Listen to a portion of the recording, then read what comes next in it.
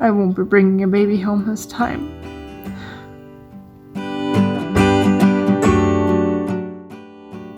I had my first OB appointment yesterday, and I hate to say it, but it was bad news. They did an ultrasound and there was no heartbeat. They checked with Doppler and there was no heartbeat. The baby measured somewhere between 8 and 8.5 weeks. So it probably died about a week and a half to 2 weeks ago. I guess both car seats will be empty in April. Most of the time I'm okay, and then occasionally it just hits me. Like when I have to talk about it. I didn't really want to go to my OB appointment because I figured it'd be just a waste of time and everything would be fine. But no, that wasn't the case this time.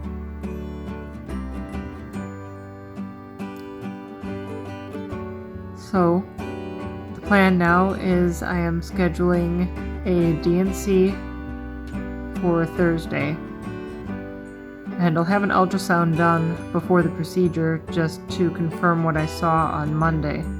But I'm pretty darn sure of what I saw, because I saw the lack of a heartbeat before the nurse said it and before she brought the doctor in. The Doppler just confirmed what we had all seen already.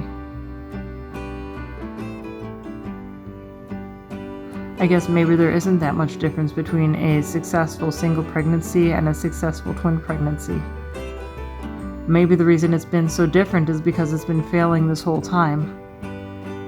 I'm still keeping up with the shots and the oral estrogen until we have a final appointment and I go through the D&C. Because if I suddenly stop all medications, that can induce miscarriage. And if my goal is to avoid a natural miscarriage at home, then I need to keep doing it anyhow. Keep stabbing myself in the hip with that 1.5-inch needle, even though I've seen the ultrasound with no heartbeat. And I know that for all of this, I won't be bringing a baby home this time. I don't know how people go through this multiple times before they have any successful pregnancies. I don't know, maybe it's easier if you don't know as personally what you lost. I don't know. I just don't know how people do it. I don't know what I would do in that case. I didn't have to face it, so I can't say. We have a plan for moving forward. After the D&C,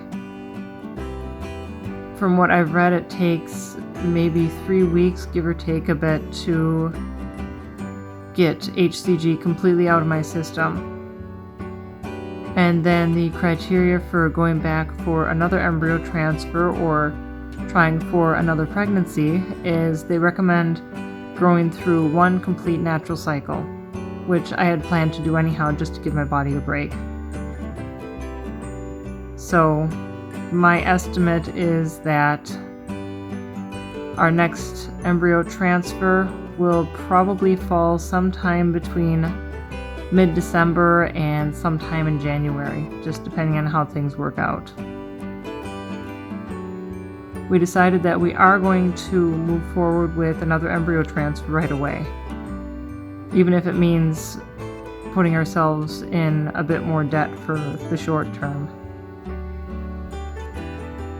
Purely from a financial stance, the embryo transfers are $4,000 each, but we are also paying $800 in storage fees. So the faster we use up the embryos, the less we have to pay in storage fees.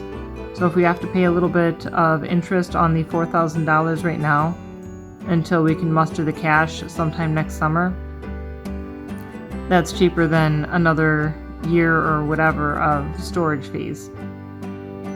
So in a way, it makes sense financially too. I have a feeling Thursday's going to be a really hard day. Jeff is going to be with me at least. The reason I chose the D&C is because based on the accounts I've read of natural miscarriages, it can take quite a while and it can be quite painful. And I am the primary caretaker for my kids. So I can't afford to have that hit when I'm in the middle of taking care of them. That would just be needlessly upsetting for all of the kids and probably for me too at that point because they're getting upset. So D&C it is. Jeff and I always say that we live in the tales of probability, so we hit the high end of probability having 3 sets of twins in a row, and now we're hitting the low end of probability with a pregnancy loss after 8 weeks of gestation. I think I like hitting the other tail better. Maybe we can go back to that next time.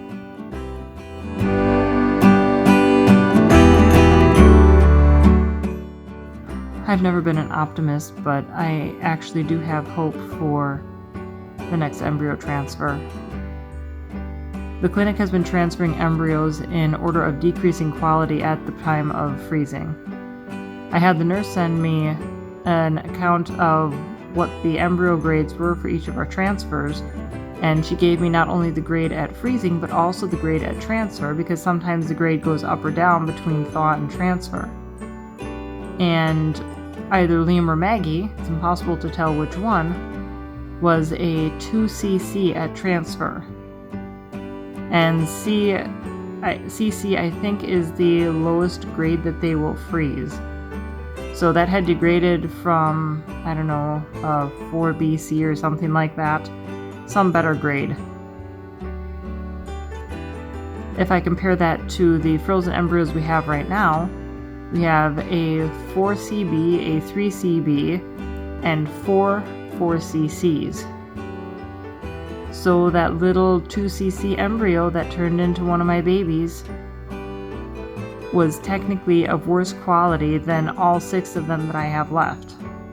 The nurse also said that there's not much difference in success rates between the grades of all of my embryos. So maybe we'll be luckier next time.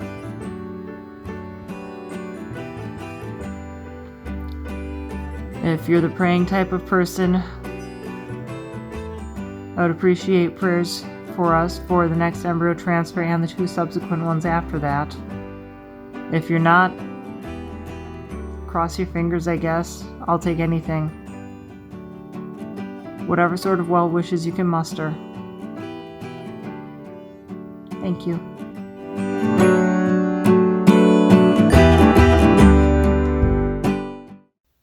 I'm about a week and a half out from the vacuum aspiration procedure, and I'm finally feeling like I'm getting back to normal.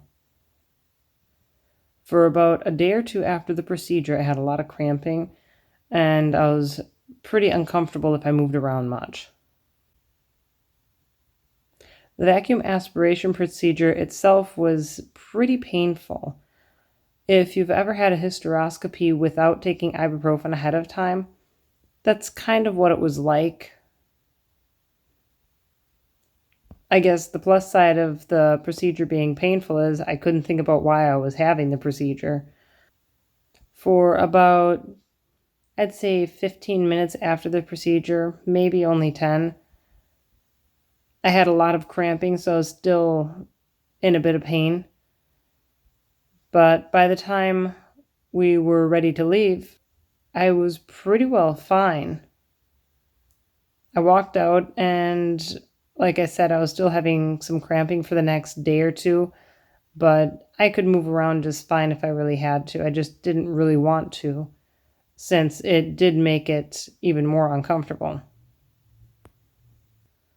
But the real problem was I suddenly stopped progesterone, and I think that is the cause of a 5 to 7 day stretch of migraines. And one of the days actually sent me to urgent care because I had been managing it with Excedrin, and by the time Monday came around, I just couldn't anymore. It wasn't that my head hurt so bad that I couldn't handle it, but I was almost throwing up, and once I start throwing up with a migraine, I can't keep anything down, so quite often I end up in the emergency room getting IV fluids. Besides which, if I have a migraine like that, I can't move around. It hurts for me to move. It hurts for me to have light or sound around me. And I needed to get back to taking care of my kids. I can't just bow out and lay in bed for days on end. I did more of that than I wanted to already. So I went to urgent care. The doctor gave me a shot of Toradol, which is an anti-inflammatory. After about an hour, my headache was actually mostly gone, although I still had the migraine hangover. And if you've never had a migraine, the migraine hangover is where you just can't quite think clearly and kind of feel disconnected from the world, but overly sensitive to touch. At least that's what it is for me.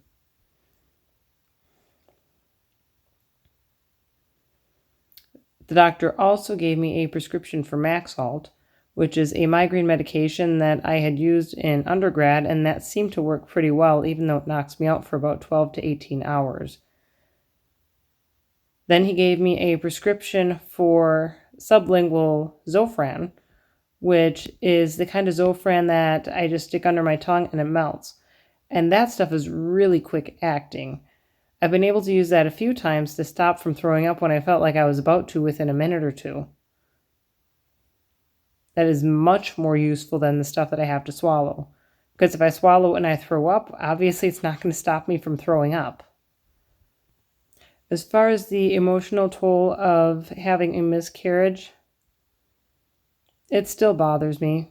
It's still hard to talk about it or hear other people talk about it. As far as bleeding after a miscarriage, I didn't have bleeding related to the miscarriage itself because of the procedure I had. But I did have some bleeding, and I continued to have some spotting since I'd say a few days after the procedure, the vacuum aspiration procedure. And I think that's related to suddenly stopping progesterone, which might be equivalent to inducing a period. I'm not quite sure. So as far as the next embryo transfer, now we wait. I just have to wait and see what happens naturally for a little bit.